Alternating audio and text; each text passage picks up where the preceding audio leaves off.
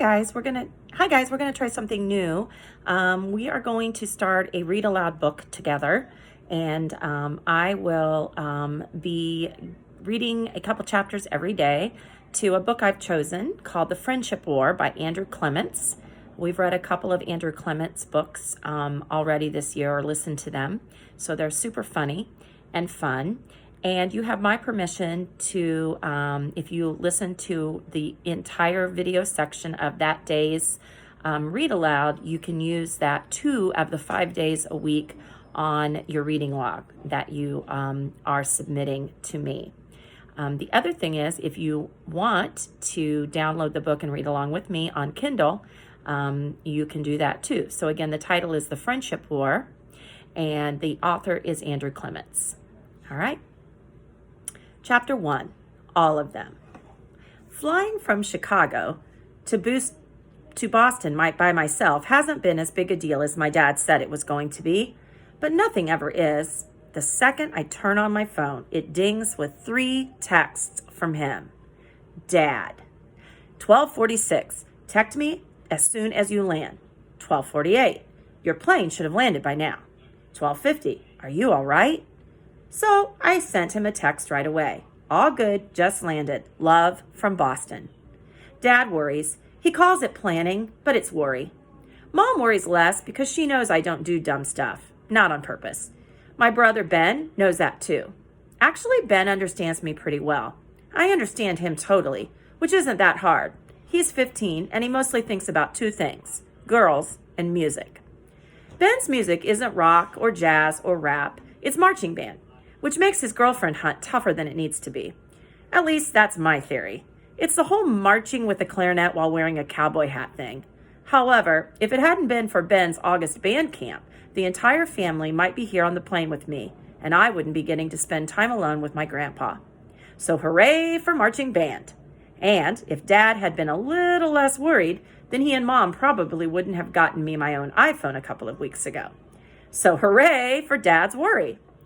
Grandpa's waiting right at the end of the walkway from the plane, just like Dad told him to. Hey, Grace, welcome to Boston. Hi, Grandpa, you look great. I'm not saying that to be polite or something. When we all came to Massachusetts last summer, it was for Grandma's funeral. And back then, Grandpa seemed way too thin and old. He looks much better now, and when we hug, I can tell he's not so skinny anymore. The flight attendant in charge of me looks at Grandpa's driver's license. After he signs a form, we're on the move. Me with my backpack and him pulling my suitcase. Anything at baggage claim? Nope. Good, so we're headed for central parking, unless you're hungry. Dad loaded me up with tons of food. I could survive on the leftovers for weeks. That's my son-in-law, the Eagle Scout. Once an eagle, always an eagle. Then he says, hey, did you see that link I sent you about how they're making jet fuel out of vegetable oil? Yeah, I love that. Of all the people in the world, I think Grandpa understands me best. He's a real estate agent, but he likes math and science almost as much as I do. Last week, we swapped texts while we watched an episode of Nova, and for years, he's been emailing me links to news he finds online, like the article about robots that can travel through space, and they can keep building new copies of themselves. And they do that for thousands of years until the whole galaxy gets explored. Except, I can't prove that Grandpa is really into the science stuff.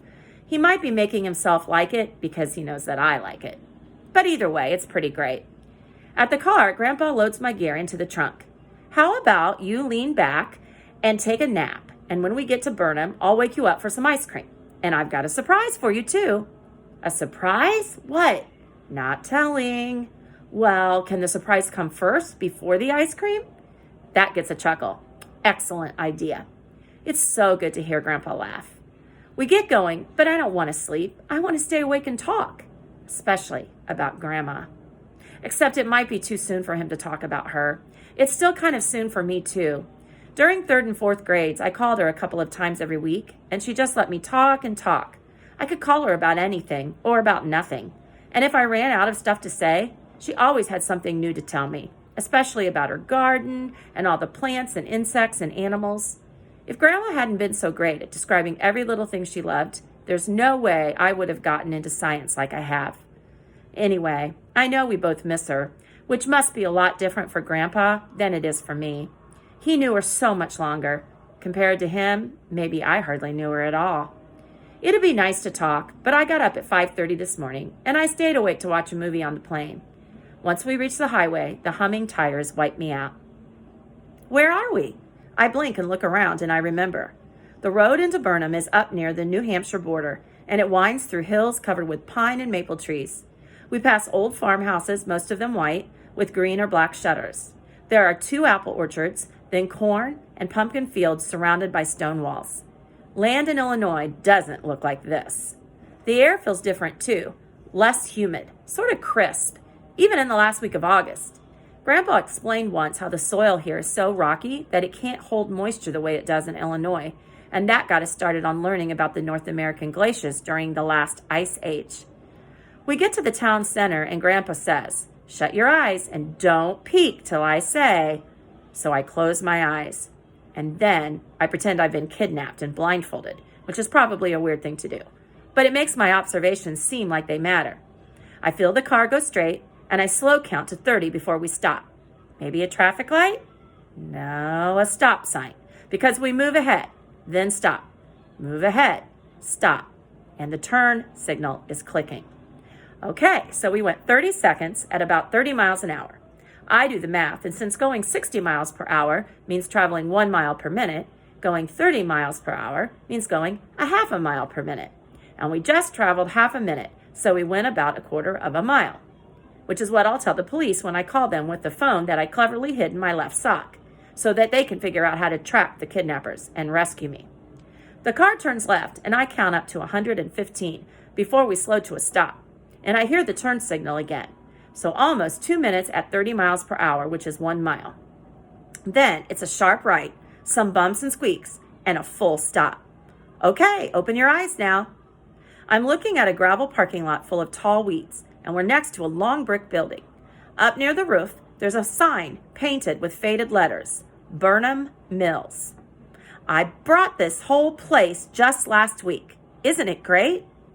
Grandpa sounds like Ben after he got his new clarinet. Yeah, it's great. And there's a lot of zip in my voice because I can tell he wants me to love it. But as I'm snapping pictures with my phone, all I'm seeing is a good spot to make a zombie movie or hide a kidnapped girl. The windows on the ground floor of the building are boarded up. The second and third floor windows are mostly broken, and the brick walls are covered with graffiti. Cracked granite steps lead up to gray metal doors held shut by a rusted chain and a padlock. I love this place. It cost me almost nothing, and by next year, the first floor will be full of nice little shops with beautiful offices and Riverview condos up above. Before you go home, I'm going to give you the grand tour, but let's head back to Main Street and get that ice cream. It's funny, but I can't remember Grandpa ever doing something like this before. I thought that he just helped other people buy and sell properties, and part of me wonders if he'd be tackling a project like this if my grandma were still here. I tell myself that this is a scientific curiosity, but I know I'm just being nosy. A day at the ocean, a day climbing Mount Monadnock, a morning hike around Boston, and an afternoon at the Museum of Science. Grandpa's back, and that makes me really happy. We've been walking so much that I'm feeling like I need a vacation from my vacation. The day before I fly home, we're on the front steps of Grandpa's old building late in the afternoon. He really wants to take me inside this place. Here, put this on. And he hands me an orange hard hat with a headlamp. It's dark in there? Scientifically, I understand that darkness isn't an actual condition. Light is actual. And darkness just means no light. Still, I'm not a fan. It's not dark everywhere, only where the windows are boarded up, and in the stairwells, and down in the basement. He has about 10 different keys on a string, and he's trying to find the one for the padlock on the door. The mill was built in 1849, and along the back side, that's the Kepshaw River. The water turned a huge paddle wheel to make the power. First it was a carpet mill, then a woolen blanket mill, a cotton mill, a shoe factory, and finally a men and women's clothing factory, which went out of business in 1946. After that, a printer and some small businesses and artists rented space, but it's been empty for almost 15 years, which is why it was so cheap. I'm thinking it would be fine if we just look around the outside of the building, but Grandpa gets the lock open and then hands me a canvas shopping bag. What's this for? In case you find something interesting. You can keep whatever you like. Really? Anything? Yep, I own the building and everything in it. I follow him inside, and I'm using my phone, sometimes as an extra flashlight, sometimes as a camera. Right away, I realize that this treasure hunt is why Grandpa wanted me to take the grand tour.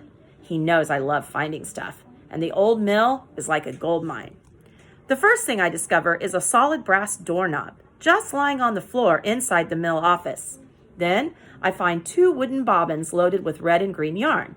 Then a giant pair of scissors, a tin box of sewing needles, an iron gear that weighs about 5 pounds, 2 old-fashioned fountain pens, a silver thimble, a key ring with 9 brass keys, a hammer with a big flat head, and a pair of antique glasses, the kind that pinch into the nose. After an hour, I feel like I've barely started, but we've got a dinner reservation at Grandpa's favorite seafood place, so I'm trying to see the whole building before my time runs out. It's after 5 o'clock, and we're up on the 3rd floor, and it's bright and sunny with sparrows and pigeons flying in and out of the broken windows. There's not much to see. About 20 large wooden tables bolted to the floor, and some rusty sewing machines next to the windows. I'm watching where I step. Bird droppings. I point at a doorway on the far wall. Where does that go? Let's look.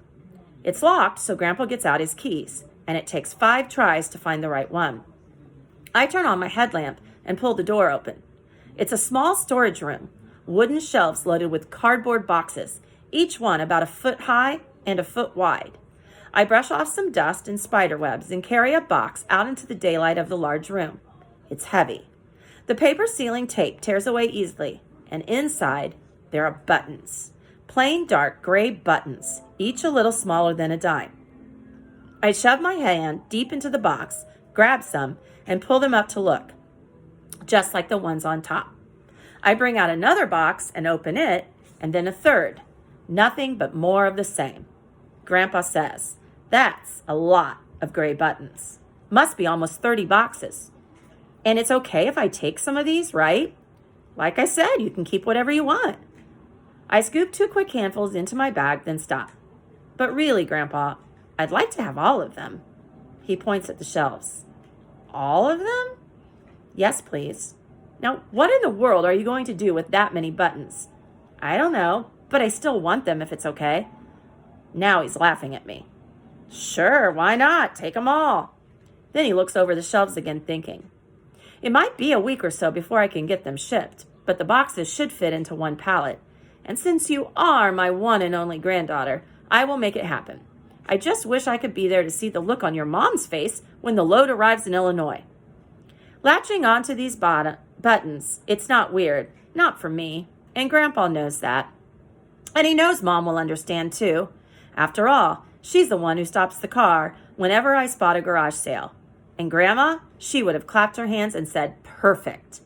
Grandpa has seen my room at home and how the drawers of my desk are crammed full. Also the top of my dresser and the tops of my bookcases and the windowsills. Actually, every flat surface in my room is loaded, including the floor, feathers, acorns, a really old calculator, seashells, troll dolls, fake jewelry, rocks, stones, keys, markers, pens, coins, pine cones, paper clips, candles from my birthday cakes, every card and letter I've ever gotten, old movie tickets, marbles, nails, on and on and on. And that's just the small stuff. I've also got 7 large snow globes, 9 dark blue glass bottles, a globe of the world from 1941, a slide rule in its own leather case, 3 plastic crates of vinyl records, a wobbly piano stool, and a couple dozen stuffed animal toys, mostly cats and dogs and penguins. Not to mention a half a zillion paperback and comic books, plus 3 full sets of Encyclopedia Britannica, which I stacked up into the shape of a big armchair. I have a theory about why I collect so many things, which I don't want to think about now. Actually, I've usually got at least 5 or 6 active theories rolling around inside my head. Theories about all kinds of stuff, because whenever I notice something I don't understand, I think of a possible way to explain it. And then I keep track of the facts to test if my theory is right, which is not some new process I invented. It's called the scientific method. Still, wanting to own a whole storeroom of buttons, I might need to revise my theory about why I love all the things in my room. But I'm not lying to Grandpa. I really don't know why I want all of them. I just do. It feels like an opportunity I should not pass up. like when I found that third set of Encyclopedia Britannicas. And Grandpa gets that. He's still chuckling and shaking his head. I look him in the face. Can I ask a favor? He wipes his eyes with a tissue. Sure. When I get home and I tell Mom and Dad and Ben about your building and everything, I'm not going to tell them about the buttons. Not till they arrive. So, could you not mention them until later? No problem. That's even better. He's laughing again. Grandpa probably thinks I'm going to keep these buttons a complete secret until they show up in Illinois, but that's not quite true. I'm going to tell one other person in exactly 6 days on the first day of school. And that, folks, was chapter 1. Join me later for chapter 2. Have a great day.